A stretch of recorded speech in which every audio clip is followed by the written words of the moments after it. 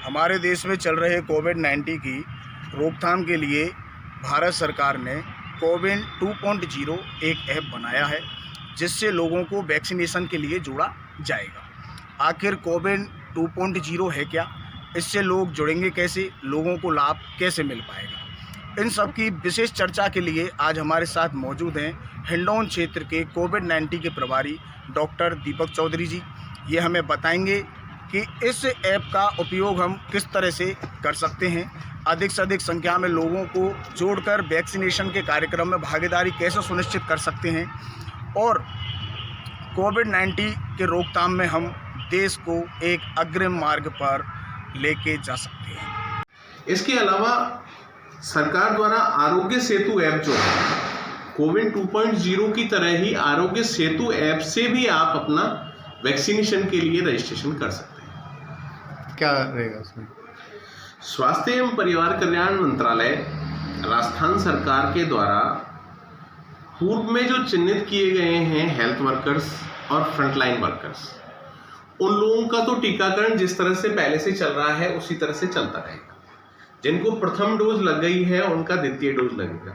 इसके साथ साथ राजस्थान सरकार एवं केंद्र सरकार द्वारा एक इस तरह का कार्यक्रम रखा गया है कि 1 जनवरी 2022 तक, ध्यान से सुनिए, 1 जनवरी 2022 तक जिस व्यक्ति की उम्र 60 साल या उससे अधिक हो चुकी है, पहले तरह के लोग तो ये हो गए। दूसरे तरह के वो लोग जो कि 1 जनवरी 2022 तक 45 वर्ष या 59 वर्ष के हो चुके हैं, लेकिन राजस्थान सरकार द्वारा चिन्हित 20 तरह की बीमारियां उनमें से किसी बीमारी से ग्रसित है। ये 2 प्रकार के लोग इसमें अपना रजिस्ट्रेशन कर सकेंगे और टीकाकरण करवा सकेंगे। ये जो सरकार ने बीमारियां हैं उनको शामिल किया गया है, और जैसे ही कोई व्यक्ति टीकाकरण के लिए आता है तो किसी रजिस्टर्ड मेडिकल प्रैक्टिशनर द्वारा उसको उस बीमारी का सर्टिफिकेट लेके आना। अब वो 20 तरह की बीमारियां कौन कौन सी हैं मैं आपको एक एक करके बता देता हूँ। जैसे कि हार्ट फेलियर, किसी व्यक्ति का हार्ट ट्रांसप्लांट हो चुका है, कोई व्यक्ति जिसका कि इजेक्शन फ्रैक्शन, जो हार्ट की जो पंपिंग होती है उसको हमारी भाषा में इजेक्शन फ्रैक्शन बोलते हैं हम, वो अगर 40% से कम हो, या फिर हार्ट की कोई वाल्व संबंधी कोई बीमारी हो। इसके अलावा उसको एक PAH बीमारी होती है, पोर्टल हाइपरटेंशन जिसको बोलते हैं। इसके अलावा अगर स्ट्रोक की बीमारी हो, कंजेस्टिव हार्ट डिजीज हो, इसके अलावा ऐसा कोई व्यक्ति जिसको कि स्टंट डल चुका है, यानी कि उसकी एंजियोग्राफी हुई है, उसके बाद उसकी स्टेंटिंग हो चुकी है और साथ में BP और शुगर की दवाइयाँ भी चल रही हैं, वो लोग इसमें आ सकते हैं। ऐसा व्यक्ति जिसके कि एंजाइना यानी कि छाती में दर्द रहता है, साथ में वो BP और शुगर की बीमारी से भी ग्रसित है। ऐसा व्यक्ति जो कि डायबिटीज से ग्रसित है पिछले 10 साल से, वो इस क्राइटेरिया में आएगा। किडनी लीवर ट्रांसप्लांट जिसका हो चुका है या फिर वेटिंग में है, या फिर ऐसी बीमारी से ग्रसित है जिसमें कि and stage of kidney disease, यानी कि ऐसी किडनी संबंधी बीमारी जिसमें एंड स्टेज में पहुंच चुका है, या फिर ऐसी कोई दवाई चल रही है जिस व्यक्ति की जिसकी वजह से रोग प्रतिरोधक क्षमता उसकी बहुत डाउन है, लीवर सिरोसिस है। इसके अलावा सांस संबंधी जो सीवियर डिजीज हैं जिनकी वजह से उसको सांस लेने में बहुत ज़्यादा प्रॉब्लम आती है, ब्लड कैंसर है, या फिर किसी तरह का कैंसर है जो कि अभी जिसका की कीमोथेरेपी जिसकी चल रही है। इसके अलावा sickle cell anaemia, bone marrow failure, या फिर एप्लास्टिक एनीमिया, इस तरह की बीमारियों के लोग भी इसमें आएंगे। HIV से ग्रसित लोग इसमें आएंगे, और ऐसे मल्टीपल डिसेबिलिटी वाले जिसमें कि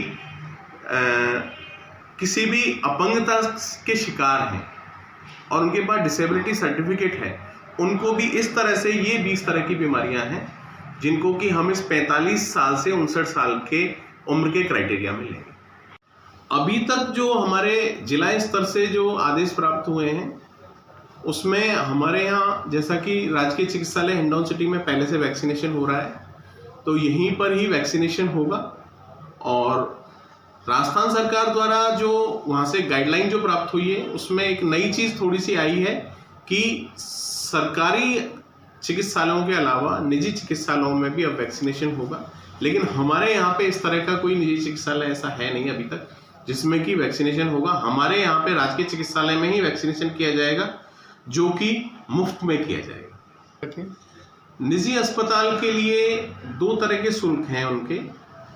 100 रुपये तो प्रोसीजर चार्ज है और 150 रुपये डोज लगाने का चार्ज है, यानी कि 250 रुपये एक डोज का चार्ज लिया जाएगा। और जैसा कि इसमें 2 डोज लगाए जाते हैं तो एक व्यक्ति के लिए 500 रुपये का चार्ज है। लेकिन ये निजी चिकित्सालय के लिए शुरू होने वाला है। ये 1 मार्च से ये अभियान शुरू होने वाला है। 1 मार्च से, जैसा कि मैंने आपको अभी ये ऐप बताई, इस ऐप में आप 1 मार्च से स्वयं रजिस्ट्रेशन कर सकते हैं। धन्यवाद डॉक्टर साहब, आपने हमें 2.0 कोविन ऐप के बारे में परिचर्चा में हमें बहुत कुछ बताया, जिससे कि लोगों को लाभ भी मिलेगा। लेकिन एक सवाल और है मेरा कि जो लोग अशिक्षित हैं या कम पढ़े लिखे हैं, उन तक ये लाभ कैसे पहुंच पाएगा, वो रजिस्ट्रेशन कैसे करेंगे, इसके बारे में हमें जानकारी दीजिए। जैसा कि मैंने आपको बताया कि कोविन 2.0 और जो आरोग्य सेतु ऐप है, इसके माध्यम से बहुत ही सिंपल प्रोसीजर है, रजिस्ट्रेशन किया जा सकता है। लेकिन फिर भी हम मीडिया के माध्यम से, सोशल मीडिया के माध्यम से और हमारे जो मोबिलाइजर्स हैं, यानी कि आशा सहयोगी हैं, कार्यकर्ता हैं, उनके माध्यम से वार्ड वाइज मैसेज पहुंचाएंगे। और इसके अलावा एक राजस्थान सरकार ने एक पहल की है कि इसमें राशन डीलर्स को भी इसमें इन्वॉल्व किया गया है। जो नॉर्मल व्यक्ति अपना राशन लेने जाएगा तो उसको वो मैसेज देंगे, जागरूक करेंगे कि आप राजकीय चिकित्सालय हिंडौन सिटी में जाएं और वहाँ वैक्सीनेशन करवाएं। इसके अलावा जैसा कि मैंने आपको बताया कि एक ऑन साइट स्लॉट भी इसमें रखा गया है। जैसा कि रेलवे में जिस तरह उससे होता है कि आपका रिजर्वेशन किसी कारण से नहीं हो पाया, आपको सीट नहीं मिली, तो आप ऑन साइट जाकर भी अपना रिजर्वेशन करवाते हो और सीट अपनी अलॉट करवाते हो। उसी चीज़ को इसमें उसी थीम को लेते हुए इसमें ऐसा है, जैसा कि मैंने आपको 200 का उदाहरण दिया था कि 50 लोग द्वितीय डोज के लिए हो गए थे, 60 लोग ऐसे हो गए थे जिन्होंने अपने घर पर रजिस्ट्रेशन किया है अपने मोबाइल से। तो उसके अलावा भी 90 लोग ऐसे बच रहे हैं उस उदाहरण में, अगर अपन देखें, जो कि हमारे यहाँ टीकाकरण के लिए आ सकते हैं, वहीं पर रजिस्ट्रेशन करवा सकते हैं अगर वो मोबाइल चलाना नहीं जानते। को लेकर के देखिए, मैं एक चीज़ क्लियर कर देना चाहता हूँ। जैसा कि अभी जो वैक्सीनेशन हो रहा है उसमें भी जो सर्टिफिकेट निकल के आता है हमारा, उसमें नीचे एक लाइन लिखी आती है, दवाई भी कड़ाई भी। तो मैं एक चीज़ कहना चाहता हूँ कि वैक्सीन लग गई, दोनों डोज लग गई, इसका मतलब ये नहीं है कि अपन मास्क लगाना भूल जाएं, सैनिटाइज़र इस्तेमाल करना भूल जाएं, हाथ धोना भूल जाएं, 2 गज की दूरी, सोशल डिस्टेंस जो अपन इस्तेमाल करते हैं, वो सारी चीज़ें भूल जाएं। ऐसा नहीं करना है। वैक्सीन लगने का मतलब ये कतई नहीं है कि अपन पूरी तरह से सुरक्षित हो गए हैं। ये अपनी रोग प्रतिरोधक क्षमता को कोविड-19 बीमारी से लड़ने के लिए, बढ़ाने के लिए ये टीका लगाया गया है। तो साथ में अपन को वैक्सीनेशन भी करवाना है और सारी सावधानियां जो कि गवर्नमेंट ऑफ इंडिया, राजस्थान सरकार की जो गाइडलाइन है कोविड-19 के लिए, उनकी पालना करनी है।